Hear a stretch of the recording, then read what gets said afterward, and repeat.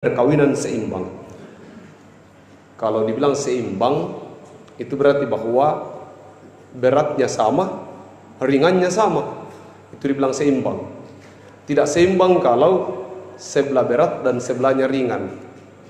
Nah, biasanya perkawinan ini menjadi tempat siapa yang lebih di atas dan siapa yang lebih rendah. Itu biasanya. Ada di beberapa tempat ada tradisi yang berlomba duduk di pelaminan. Berlomba duduk di pelaminan, katanya siapa yang duluan duduk, nah itu nanti akan berkuasa dalam rumah tangganya. Mudah-mudahan ini tidak berlaku di Oma Saleh. Tidak ada juga berlomba begitu. Malah dilarang duduk kalau belum di pemberkatan, dilarang duduk bersama, masih ekstrim itu. Seimbang, sama beratnya, sama ringannya. Harus dari kayu gopir. Buat berpeta-peta. Ada peta bawah, ada peta tengah, ada peta atas. Panjangnya 300 hasta. Lebarnya 50 hasta. Tingginya 30 hasta. Kenapa harus kayu gopir? Kenapa tidak bakang saja? Atau kayu-kayu lain yang gampang sekali ditara, cepat dibikin? Kenapa harus 300 hasta? Kenapa harus 50 hasta? Kenapa harus tingginya 30 hasta? Kenapa? Itu tidak pernah dipertanyakan Nuh. Tapi kalau kita cermati 40 hari, kalau itu dari kayu bakang, tahu semua kayu bakang, yang paling banyak kita pakai di sini. Pokoknya kalau itu dari kayu lembe 40 hari itu sudah pasti tenggelam. Belum ada apa-apa sudah pasti tenggelam, karena bayangkan 40 hari terendam air. Itu gambaran pertama. Kemudian kalau tidak seimbang sudah dipastikan bahwa batra ini akan bermasalah. Jumlah binatang yang ada di dalam itu, jumlah makhluk hidup itu cukup besar. Dan kalau dia tidak mengikuti, bisakah jangan terlalu panjang Tuhan? Ini lebih besar dari lapangan sepak bola, bisakah lebih pendek sedikit? Tidak. Nuh tidak pernah mempertanyakan itu. Baru menurut cerita sejarah bahwa kemudian ini berapa lama dikerja? Sekitar 100 tahun. Ini bukan pekerjaan yang mudah. Bekerja membuat batra di atas gunung, lalu kemudian dikerja bukan 1 minggu, 2 minggu, tapi 100 tahun. Pasti orang di kampung itu berkata, gila ini Nuh.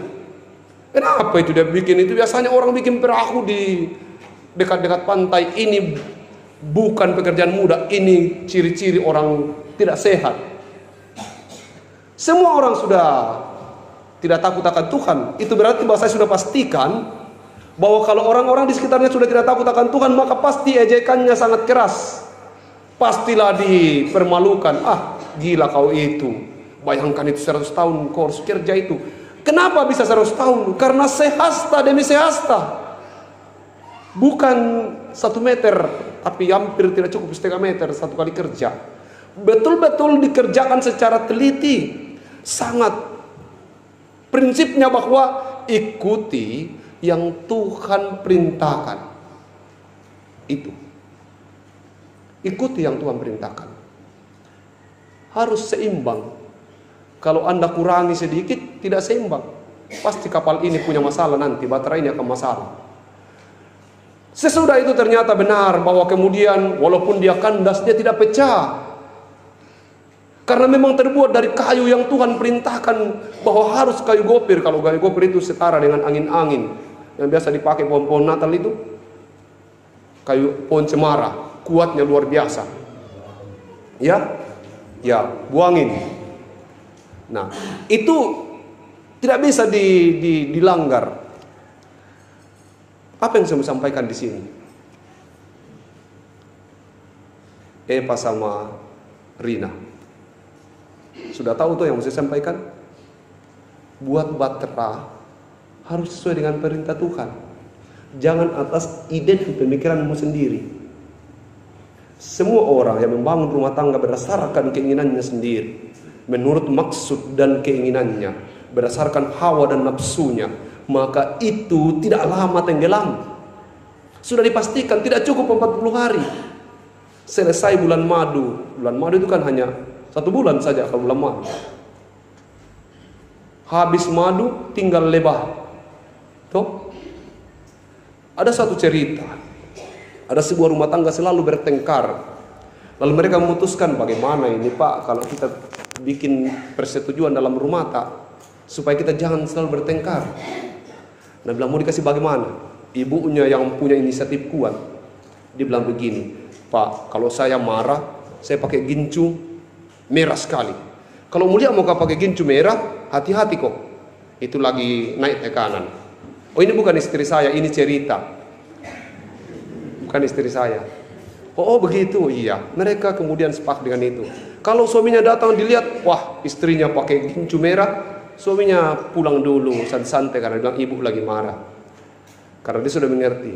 Lalu kemudian, kalau kamu Pak bagaimana? Bagaimana caranya? Saya tahu bahwa kamu sedang marah. Dia bilang, oh gampang ibu. Kalau itu dulu kan ada korek api yang dari gogo-gogo, korek api merek gogo-gogo apakah namanya? Kalau saya sudah gigi-gigi korek api, itu biji korek, itu berarti bahwa saya sedang marah. Hati-hati ibu. Jadi kalau dia lihat suaminya lagi gigi korek api, dia tidak berani macam-macam karena oh yang lagi marah karena dia menggigit korek api. Suatu hari, entah karena masalah apa, istri marah, suami marah. Tapi suaminya bilang, pokoknya saya beli satu kotak, saya gigit semua supaya istriku tahu, bilang marah betul kah ini. Dia datang dengan menggigit bukan cuma 3 tapi hampir penuh mulutnya. Karena saking marahnya dia pergi ke rumahnya. Dia bilang, hari ini ledakan. Pokoknya istri saya pasti ketakutan ini melihat korek api yang biji korek ini sudah banyak sekali di mulutku. Sampai depan rumahnya, dia lihat masuk rumahnya, istrinya juga duduk di ruang tamu. Gincunya bukan main tebalnya sampai ke sini, merah. Apa yang terjadi? Cerita ini hendak mengajarkan kepada kita bahwa tidak ada cara untuk menyelesaikan masalah dalam keluarga kalau tidak dalam kasih Kristus. Kalau kita buat aturan sendiri, bakal ada masalah dan kita tidak bisa menyelesaikannya. Lalu apa yang harus kita buat? Ikuti aturan Tuhan. Dasar dari semua perkawinan adalah kasih. Tanpa harus ada biji korek, tanpa harus tanda gincu. Yang namanya kasih sudah ketahuan. Tidak ada lagi aturan di atasnya itu.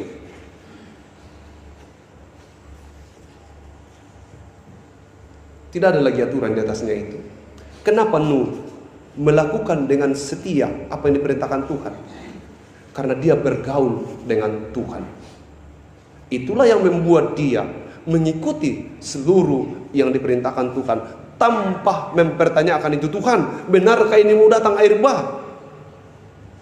Sudah hujan 1 hari, orang bilang katakan, baru 1 hari, Nuh sudah masuk kapal, baru 1 minggu. Orang bilang tidak akan mungkin, ini paling juga berapa hari, redami, toh begitu. Tapi Nuh setia, dia sudah tahu bahwa apa yang Tuhan bilang itu, apa yang Tuhan katakan, ya dan amin. Sehingga dia tetap mengikuti apa yang Tuhan perintahkan. Keluarga Nuh tidak hanya mempertanggungjawabkan dia dan keluarganya saja, tidak. Dia bertanggung jawab terhadap seluruh makhluk yang lain. Dia buat peta-peta yang bagus berdasarkan perintah Tuhan. Lalu kemudian dia masukkan makanan sesuai dengan kebutuhan untuk seluruh makhluk yang ada dalam itu. Apa yang dikatakan? Bahwa dia juga bertanggung jawab menjaga alam semesta, menjaga kehidupan makhluk hidup. Demikian juga nanti kalau Anda kemudian hidup sebagai suami dan istri, perhatikan yang lain. Berusaha untuk menyeimbangkan segala sesuatunya. Kalau Anda bekerja, suami bekerja lebih keras, itu bukan untuk istri. Itu Anda bekerja lebih keras karena Anda hendak menjawab janji Anda nanti kalau Anda duduk dan berlutut di sini, berdiri di sini. Ada banyak laki-laki ketika dia lebih capek dari istri, dia berkata, apa saya ji? Apa mau makan kalau bukan saya? Anda salah. Berhati-hatilah. Saudara bekerja bukan untuk mencukupi kebutuhan istrimu, bukan. Engkau bekerja karena engkau sudah mengucapkan satu kalimat, aku mau menemani dia Tuhan dalam suka dan duka. Aku akan menjadi suami Kristen yang bertanggung jawab. Bukan membuat dia menjadi lebih rendah. Tidak. Kalau seseorang bekerja lebih keras, suami bekerja lebih keras, harus ke Morowali, harus kemana mencari nafkah, itu bukan karena istrinya, bukan. Sehingga kalau dia pulang dia boleh marah, kau apa yang bikin di rumah? Saya setengah mati. Tidak, itu paham yang salah. Kalau kita bekerja keras sebagai suami, sebagai laki-laki, itu karena kita berjanji bahwa saya akan memenuhi kebutuhan istri saya. Dan janji itu disampaikan ke Tuhan. Tuhan dengarkan. Sehingga kalau kita bekerja keras, kita hendak mengatakan bahwa Tuhan, saya melakukan ini, memenuhi janjiku di hadapan Tuhan dan jemaatnya. Seorang istri kalau memasak, tidak perlu marah-marah bahwa kau perbudak saya ini. Saya setengah mati bekerja di rumah, siapkan kau segala sesuatunya.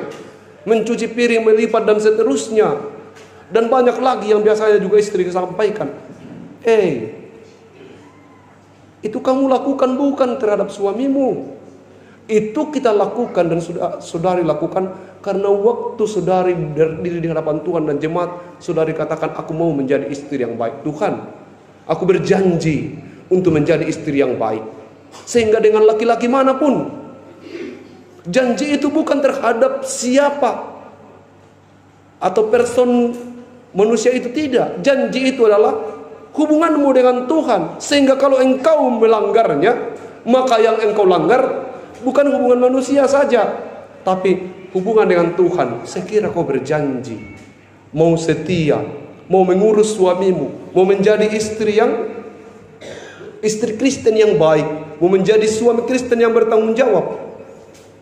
Sekali lagi, ini sedikit saya pertegas. Salahlah kalau ada laki-laki yang baru selesai bekerja dengan keras dan berkata, setengah mati nak kau mengkar. Di rumah kau saja kamu dan saya bekerja untuk kamu. Tidak.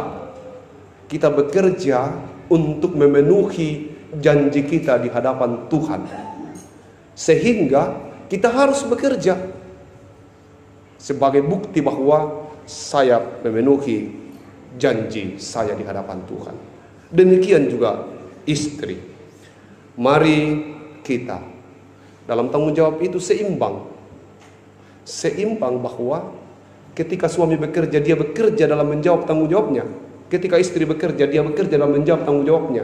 Sehingga tidak ada yang lebih rendah dalam rumah tangga dan tidak ada yang lebih tinggi. Kita sama. Kalau saya bekerja sebagai buruh kasar dan memang setengah mati dari istri yang ada di rumah, sama. Engkau harus melakukan itu karena engkau harus memenuhi janjimu di hadapan Tuhan. Istri pun begitu. Kalau dia bekerja hampir tidak pernah tidur, lalu berkata, mamaku iko tidur-tidurku kamu, saya setengah mati. Tidak ada itu. Yang benar adalah saya ini melakukan semuanya, bangun subuh, tidur nanti mau subuh. Kenapa? Karena saya sudah berjanji di hadapan Tuhan. Dan ini saya kerjakan sebagai bukti bahwa saya menjawab dan memenuhi janji saya. Saya berjanji untuk menjadi istri Kristen yang baik. Selamat mempersiapkan diri memasuki perkawinan. Perkawinan itu adalah penjara yang disepakati. Dalam pastoral saya katakan bahwa dulu waktu belum menikah, pergi main bola kemana saja, bikin apa saja, tidak ada yang larang. Sesudah menikah, jangankan main bola, nonton bola saja pada malam hari harus minta izin sama istri. Bu, ini nonton bola, nonton bareng. Bu, saya bisa besok subuh saya bangun. Kalau dia bilang bisa, bisa. Kalau tidak, tidur lagi. Iya, daripada 2 minggu tidak masuk lampu.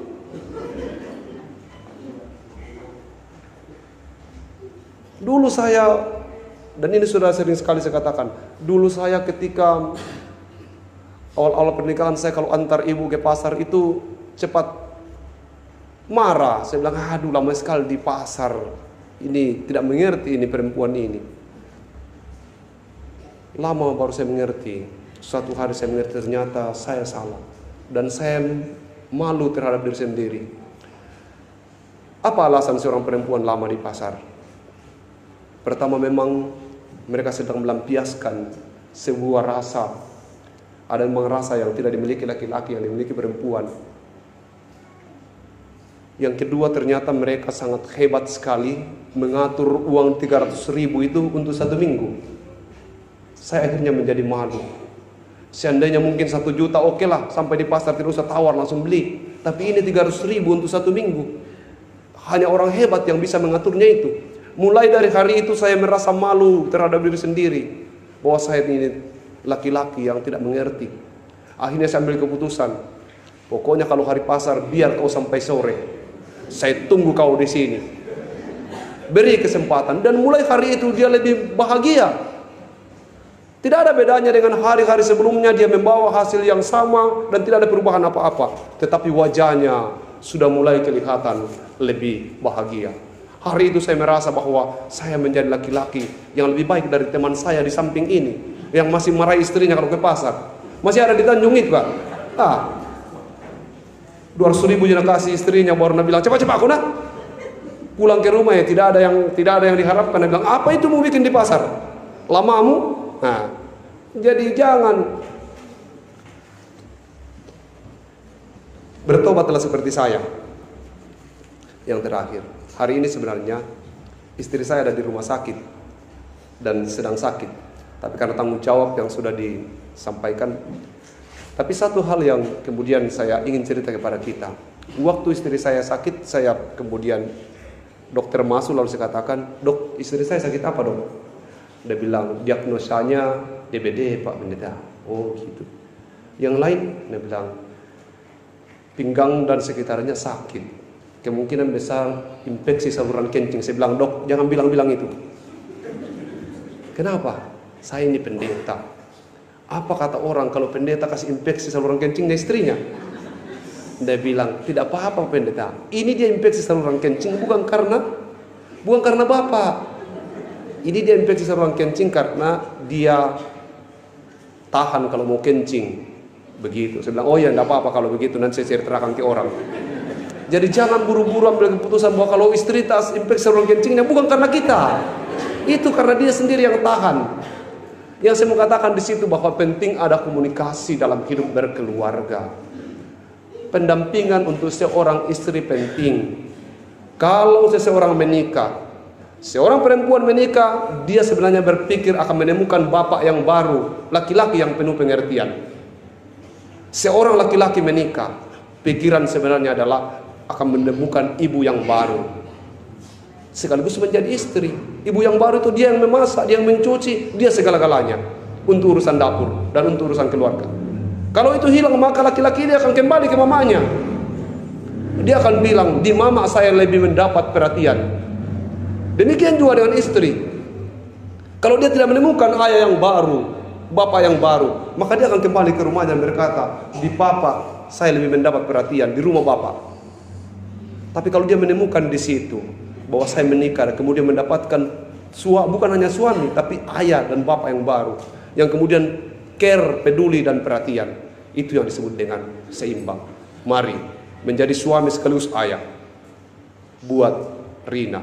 Mari menjadi ibu sekaligus istri buat Eva. Ingat, ikuti aturan Tuhan. Jangan buat aturan sendiri dalam keluargamu. Karena jika engkau memakai aturanmu sendiri, pasti bahtera perkawinanmu, bahtera rumah tanggamu akan tenggelam. Tapi kalau engkau mengikuti aturan Tuhan, sehasta demi sehasta berdasarkan aturan, ikuti petunjuk itu, maka percayalah bahwa engkau nanti akan hidup seperti Nuh.